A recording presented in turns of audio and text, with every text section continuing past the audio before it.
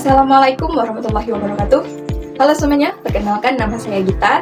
Saya merupakan mahasiswa semester 2 dari Universitas Nahdlatul Ulama Kalimantan Barat, program studi pendidikan bahasa Inggris. Tujuan saya di sini adalah menjelaskan tentang apa itu linguistik. Tanpa berlama-lama, saya akan menjelaskan pembahasan kita, yaitu mengenai linguistik. Apa itu linguistik? Linguistik adalah ilmu yang mempelajari bahasa secara ilmiah. Linguistik membahas bagaimana bahasa dibentuk, digunakan, dan berkembang di masyarakat. Ilmu ini tidak hanya fokus pada satu bahasa saja, tetapi mencakup semua bahasa di dunia. Linguistik menganalisis bahasa dari berbagai sisi, yaitu bunyi, fonologi, struktur kata, morfologi, struktur kalimat, sintaksis, makna, semantik, penggunaan dalam konteks pragmatik, dan bagaimana bahasa dipelajari serta berubah dari waktu ke waktu, sosiolinguistik, psikologi linguistik, historis, dan lain-lain.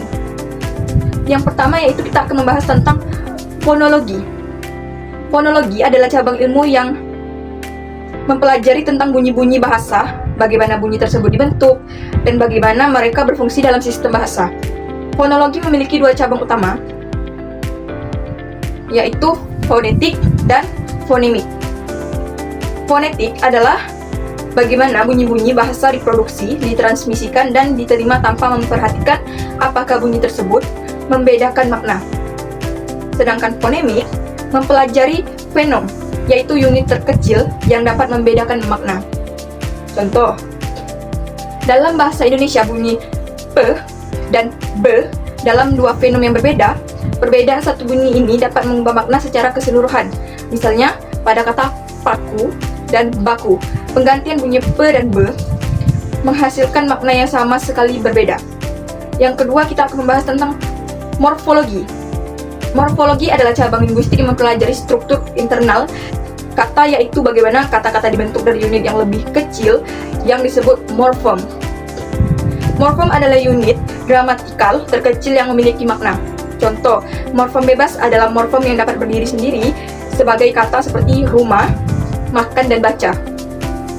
Morfem terikat adalah morfem yang tidak dapat berdiri sendiri dan harus digunakan dengan morfem lain seperti awalan me, akhiran kan, dan sisipan l. Kata membacakan terdiri dari 3 morfem. Yang pertama yaitu morfem terikat, me. Yang kedua yaitu morfem bebas, dan morfem terikat kan. Yang ketiga yaitu sintaksis. Sintaksis adalah cabang ilmu bahasa yang mempelajari bagaimana kata digabungkan untuk membentuk frasa, klausa, dan kalimat yang bermakna. Sintaksis berfokus pada aturan-aturan yang mengatur struktur kalimat. Contoh, dalam bahasa Indonesia, urutan kata yang umum adalah subjek, predikat, dan objek atau SPO. Contoh, ayah sebagai subjek, membelikan sebagai predikat, dan saya sebagai objek. Sedangkan buku adalah sebagai pelengkap. Kalimat ini memiliki struktur yang jelas, di mana ayah adalah sebagai subjek, memberikan adalah predikat, dan saya adalah objek, serta buku adalah pelengkap. Perubahan urutan pada kata dapat mengubah makna atau fokus kalimat. Contoh, saya kemarin terjatuh dari sepeda motor. Memiliki makna yang berbeda dengan kemarin saya terjatuh dari sepeda motor. Meskipun maknanya sama, penekanan pada waktu kemarin lebih kuat pada kalimat kedua.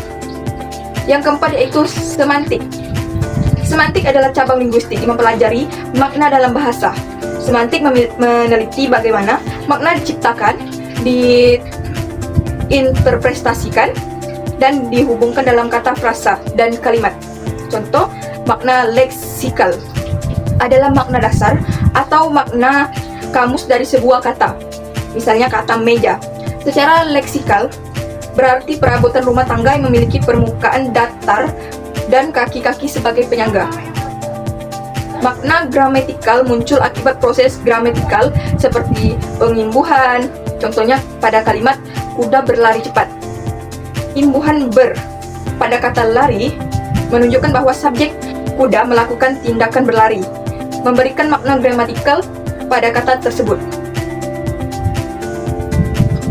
Adapun beberapa teori linguistik. Yang pertama adalah teori strukturalisme. Ferdinand de Saussure. Bahasa dipahami sebagai sistem tanda yang terdiri dari signifier, bentuk bunyi, dan signified, makna. Bahasa bukan hanya sekumpulan kata, tapi struktur sistematis. Yang kedua yaitu teori generatif. Noam Chomsky. Manusia memiliki kemampuan bahwa untuk berbahasa, language acquisition device, memiliki struktur mendalam, deep struktur, dan permukaan, surface struktur. Kalimat dapat dihasilkan secara kreatif melalui kaidah sintaksis. Yang ketiga yaitu teori fungsional. Michel Halliday. Bahasa dilihat sebagai alat komunikasi sosial, fokus pada fungsi bahasa dalam konteks masyarakat. Yang keempat yaitu behaviorisme. B.F. Skinner. Bahasa dipelajari melalui pembiasaan dan penguatan dari lingkungan. Teori ini banyak digunakan dalam pendidikan bahasa awal. Contoh hasil penelitian linguistik yaitu penelitian oleh Jean Berko Gleason 1958 menunjukkan bahwa anak-anak mampu menerapkan aturan gramatikal pada kata yang belum pernah mereka dengar sebelumnya. Ini mendukung teori bahwa anak memiliki pemahaman struktural bawaan. Yang kedua yaitu penelitian sosiologi linguistik. Sosiolinguistik oleh William Labov meneliti variasi bahasa di New York dan menunjukkan bahwa pelafalan dapat dipengaruhi oleh kelas sosial. Yang ketiga yaitu penelitian pragmatik menunjukkan bahwa konteks sangat menentukan makna. Satu kalimat bisa bermakna berbeda tergantung situasi dan hubungan pembicara. Hubungan antara manusia dengan linguistik sangat erat dan saling terikat karena linguistik adalah ilmu yang mempelajari bahasa. Sedangkan bahasa adalah alat utama bagi manusia untuk berkomunikasi.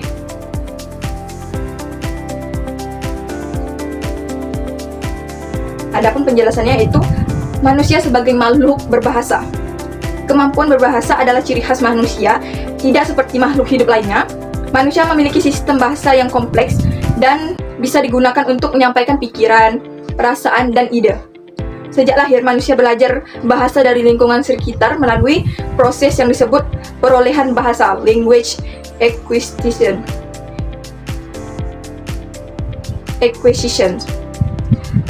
Yang kedua yaitu linguistik membantu memahami cara bahasa manusia berbahasa.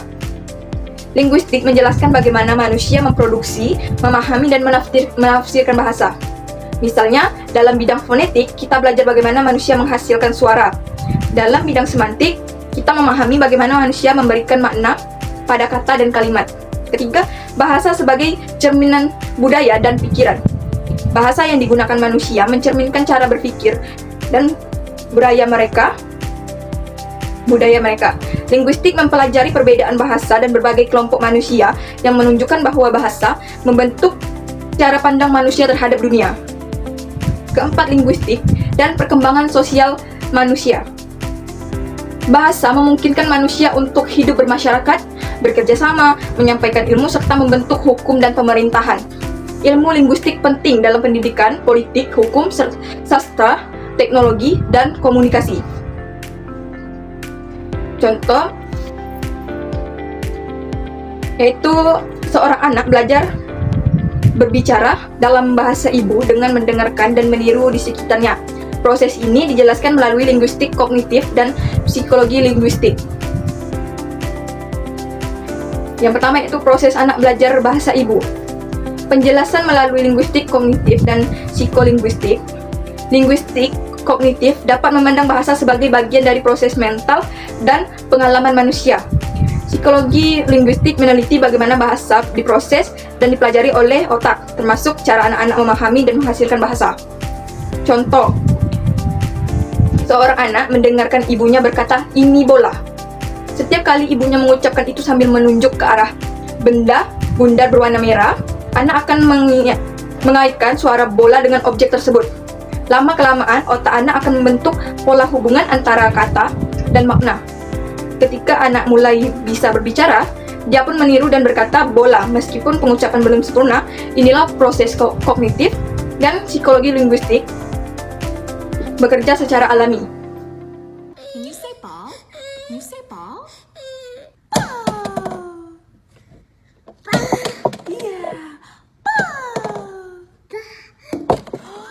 Selanjutnya itu Google Translate atau asisten virtual seperti ChatGPT bekerja berdasarkan prinsip linguistik komputasional.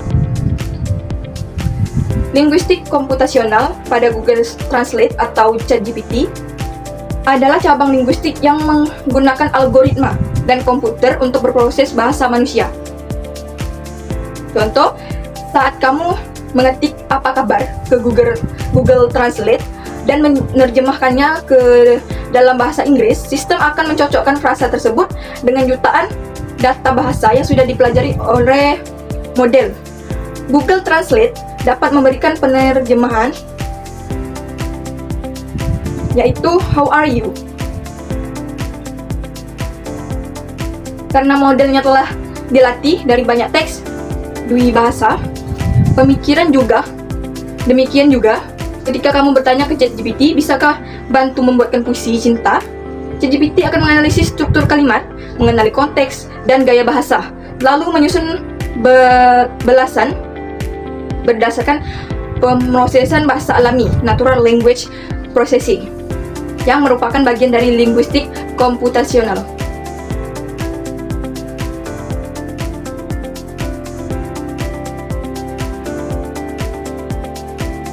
Saya akan menampilkan beberapa scan atau bagian dari beberapa film yang mengandung linguistik, yaitu ada 2 film yang mengandung linguistik. Yang pertama adalah Arrival 2016. Film ini yang protagonisnya adalah seorang pakar linguistik, Dr. Louis Banks, diperankan Amy Adams.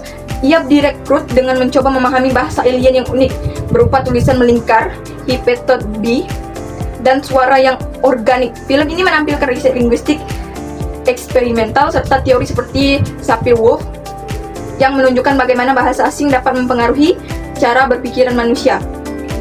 Yang kedua yaitu film Rise of Planet of the Apes 2011.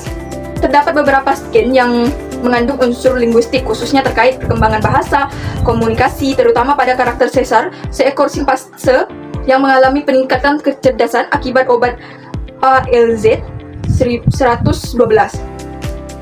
Yang pertama itu Caesar mulai belajar bahasa isyarat, yaitu proses akuisisi di mana bahasa dilakukan oleh non-manusia, yaitu primata.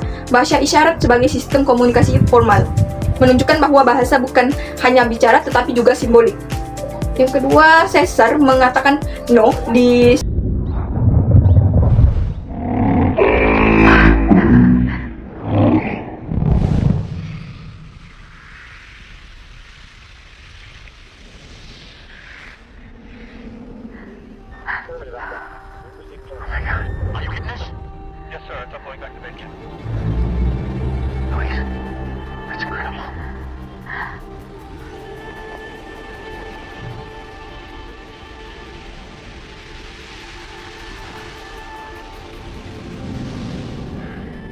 Human.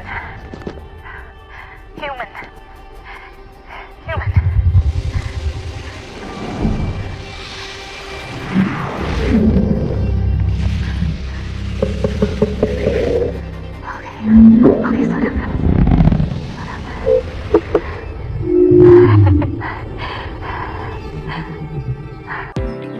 Yang kedua yaitu film Rise of Planet of the Apes 2011. Terdapat beberapa scan yang mengandung unsur linguistik khususnya terkait perkembangan bahasa, komunikasi, terutama pada karakter Caesar, seekor simpase yang mengalami peningkatan kecerdasan akibat obat ALZ 112. Yang pertama itu Caesar mulai belajar bahasa isyarat, yaitu proses akuisisi di mana bahasa dilakukan oleh non-manusia, yaitu primata. Bahasa isyarat sebagai sistem komunikasi formal, menunjukkan bahwa bahasa bukan hanya bicara tetapi juga simbolik. Yang kedua, Caesar mengatakan no di scan puncaknya saat itu. Caesar berteriak no pada penjaga penjara primata. Pertama kalinya Caesar menggunakan bahasa lisan manusia. Ini adalah titik balik evolusi linguistik. Simpase dalam film menunjukkan transisi dari non-verbal ke verbal. Lex. What's he saying?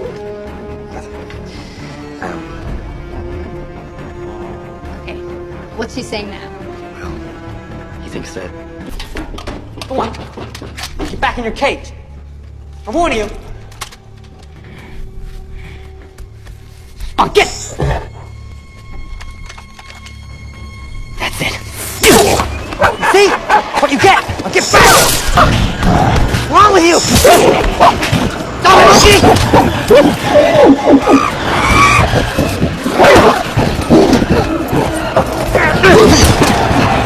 it, take your stinking paw off me, you damn 38! No!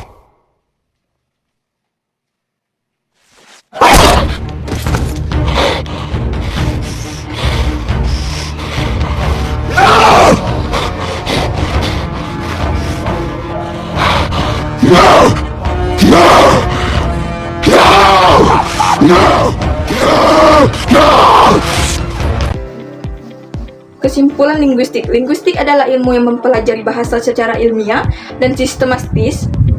Di bidang ini mencakup aspek-aspek seperti struktur bahasa, fonologi, morfologi, sintaksis, makna, semantik, penggunaan pragmatik, serta bagaimana bahasa dipelajari, digunakan, dan berkembang.